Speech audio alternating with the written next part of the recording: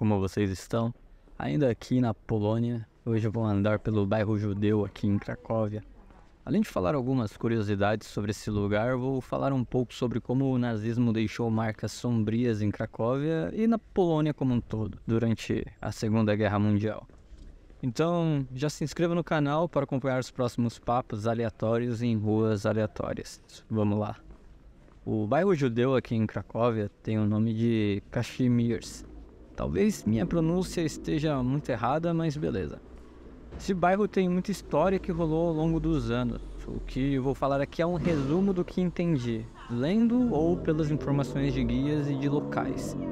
Novamente, não sou historiador, mas acho bem legal saber o contexto dos lugares em que passo. Espero que você curta também. Kazimierz foi fundado lá no século XIV e sempre foi um lugar cultural e religioso para o povo judeu. Sinagogas, escolas e outras instituições comunitárias marcavam presença e o clima entre judeus e cristãos era de boa. A Cracóvia em si desfrutava de uma reputação merecida como um centro cultural e artístico na Polônia, com sua arquitetura majestosa, praças encantadoras e uma atmosfera bem legal. A cidade atraía visitantes de todas as partes do mundo, e no bairro judeu não era diferente, né? Antes da Segunda Guerra, Kazimierz era um lugar movimentado, cheio de lojas, restaurantes, cafés e, incrivelmente, mais de 100 sinagogas que mostravam a identidade e a cultura judaica. A galera vivia de boa, curtindo a vida. Mas em 1º de setembro de 1939, as tropas nazistas invadiram a Polônia e a Cracóvia foi subjugada sob o regime nazista. A cidade foi ocupada e as forças alemãs impuseram sua ideologia opressora e discriminatória, instituíram políticas de segregação racial, perseguição religiosa e censura. Os nazistas começaram a restringir os judeus cada vez mais. Muitos tiveram que sair de suas casas e foram mandados para o gueto de Cracóvia. O gueto de Cracóvia era uma área cercada por muros onde milhares de judeus foram forçados a viver em condições desumanas. Chegavam a ser 4 famílias morando em um quarto. As pessoas confinadas no gueto enfrentavam violência constante, fome inescapável e doenças debilitantes. A comunidade judaica foi submetida a um terrível estado de opressão e sofrimento. Durante a guerra, Kazimierz foi destruída, de mais de 100 sinagogas restaram apenas 10. Depois da guerra, o bairro estava arrasado, mas aos poucos a galera foi reconstruindo. Muitos prédios históricos foram restaurados e uma nova geração de judeus e não-judeus se juntou para trazer vida de novo para a área. Hoje em dia, Kazimierz é um lugar super animado, cheio de arte de rua, música, galerias de arte, lojas de antiguidade e restaurantes com comida tradicional judaica. Também é palco de festivais de cinema e eventos culturais. Dentro do bairro ainda tem sinagogas famosas, tipo Remove, a Tempel Yakupa. Cada uma com sua história e estilo próprio, mostrando a fé e a tradição judaica. Andando pelo bairro você encontra várias homenagens para as vítimas dos nazistas, para não deixar o tempo apagar a tragédia que rolou aqui. Próximo a Cracóvia, encontramos Auschwitz-Birkenau, que é um campo de concentração e extermínio que se tornou um símbolo inegável do Holocausto. Milhares de judeus e outras minorias étnicas foram enviados para lá, onde sofreram indescritíveis atrocidades. O horror e a desumanidade que ocorreram em Auschwitz são uma cicatriz sombria na história da Cracóvia. Na Polônia, existiram vários campos de concentração, mas o de Auschwitz-Birkenau foi o maior deles. Existe um museu, que é o museu mais pesado que eu já fui, chamado de Museu de Auschwitz-Birkenau. Nele detalha bem as atrocidades da guerra. Então existe esse museu que é num campo de concentração de Auschwitz, que tem o portão com a frase Arbeit macht frei. Meu alemão não deve estar correto, mas traduzindo, seria o trabalho liberta, que foi a maior mentira contada pelos nazistas. Essa frase estava no portão do campo de concentração para não haver pânico entre os prisioneiros que chegavam. Na época, os prisioneiros pensavam que eram essenciais, então nada iria lhes acontecer. Era mais ou menos, não vão fazer nada com a gente porque iremos trabalhar. Trabalhando, eles irão nos soltar um dia. Era essa ilusão que os nazistas faziam e, com o tempo, todos percebiam que era uma mentira. Esse museu foi aberto em 1947, 2 anos após o final da guerra. Você pode pensar, é pouco tempo, né? Meio insensível com as vítimas, certo? Aí tem mais merda. Abrir um museu tão rápido assim foi necessário porque muitas pessoas não acreditavam que o Holocausto aconteceu.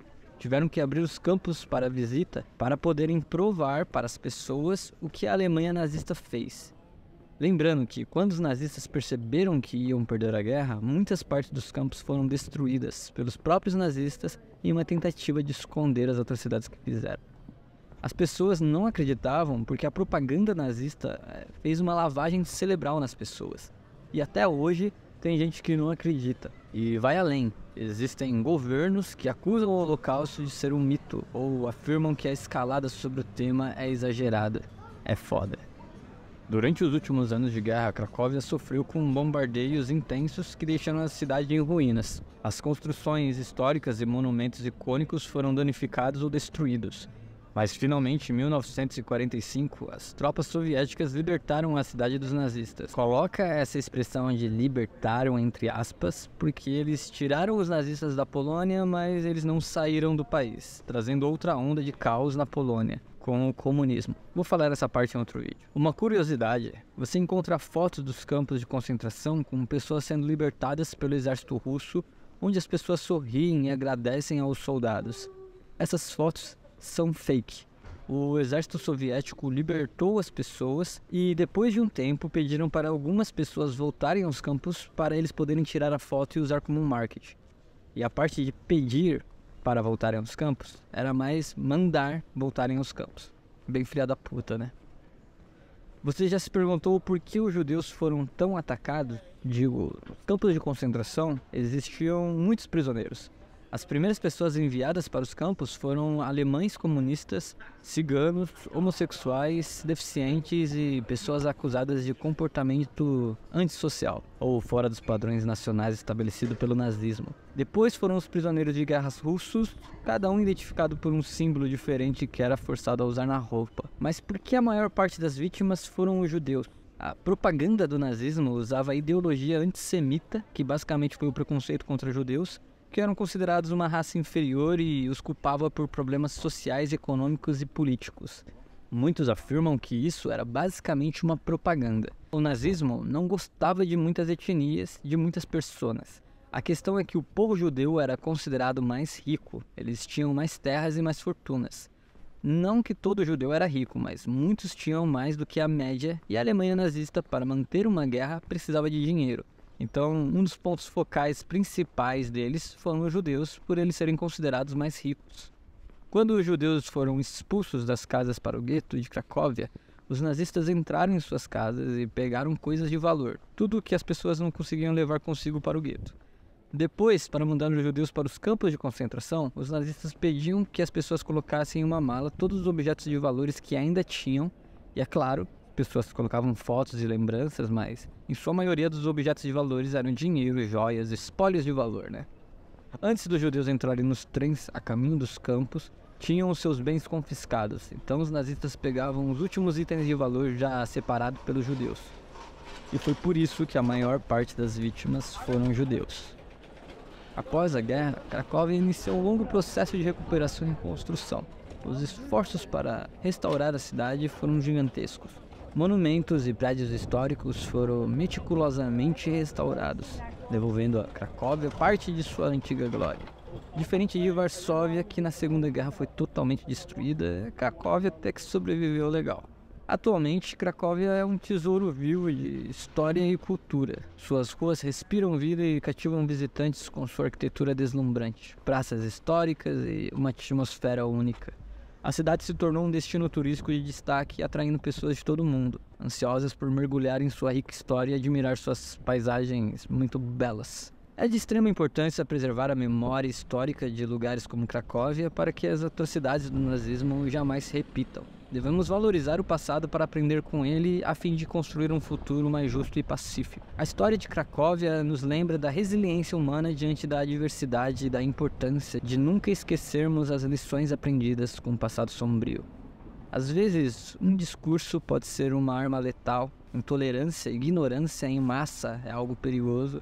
O que aconteceu nos campos de concentração, o que o nazismo fez, o que as pessoas concordavam, a ideologia que seguiam, visando um mundo melhor, isso tudo aconteceu há pouco menos de 80 anos.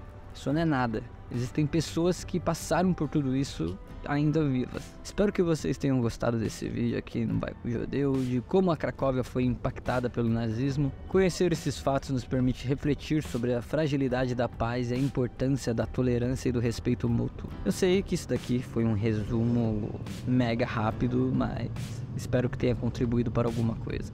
Se inscreva no canal para acompanhar os próximos vídeos. Como sempre, se quiser ver o vídeo sem narração, somente com sons ambientes da cidade no estilo ASMR, vou deixar o link na descrição. Obrigado por assistir, deixe seu like, isso é importante que eu saiba que você está gostando ou não. E é isso, valeu e tchau!